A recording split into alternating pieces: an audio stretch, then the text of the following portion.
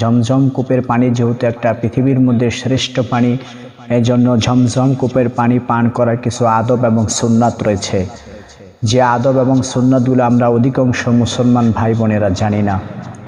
তো আমি আজকে আপনাদের সামনে ঝমঝম কূপের পানির সুন্নাতগুলো আজকে বর্ণনা করব ইনশাআল্লাহ, যেই সুন্নাতের প্রতি আমাদেরকে অত্যন্তভাবে যত্নবান হতে হবে। ঝমঝম কূপের পানি পান করার 7টি সুন্নাত রয়েছে।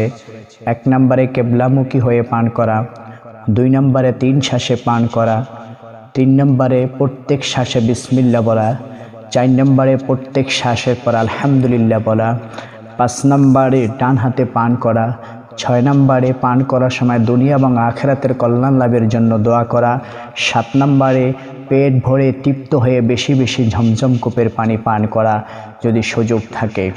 তো ঝমঝম কূপের পানি একটা বৈশিষ্ট্য হলো যে দাঁড়িয়ে পানি পান করা গুনাহ, কিন্তু ঝমঝম কূপের পানি এটা পশ্চিম দিকে ঘুরে দাঁড়িয়ে পান করা এটা নবীজির সুন্নাত।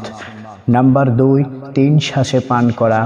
নাম্বার 3, প্রত্যেক শ্বাসের পর প্রত্যেক শ্বাসের শুরুতে বিসমিল্লাহির রহমানির রহিম বলে পান করা। নাম্বার 4, প্রত্যেক শ্বাসের পর পান করার পর আলহামদুলিল্লাহ বলা। নাম্বার 5, ডান হাতে পান করা। নাম্বার 6, দুনিয়া এবং আখিরাতের কল্যাণ লাভের জন্য দোয়া করা। নাম্বার 7, পেট ভরে তৃপ্ত হয়ে বেশি বেশি করে পান করা। সম্মানিত মুসলিম ভাই বোনেরা, যারা এবার হজে গিয়েছেন বা হজে যাবেন, আপনারা 7 নম্বর এই আদবটা সুন্নাতটার প্রতি অত্যন্ত খেয়াল রাখবেন, কারণ আপনারা ঝমঝম কূপের পানি পেট ভরে খাবেন, কারণ ঝমঝম কূপের পানির ভিতরে আল্লাহ রাব্বুল আলামিন বরকত রেখে দিয়েছেন। এই জন্য যত সম্ভব আপনারা বেশি বেশি করে ঝমঝম কূপের পানি পান করবেন এবং পেট ভরে পান করবেন। এতে আপনাদের জন্য রয়েছে উভয় জাহানের মঙ্গল।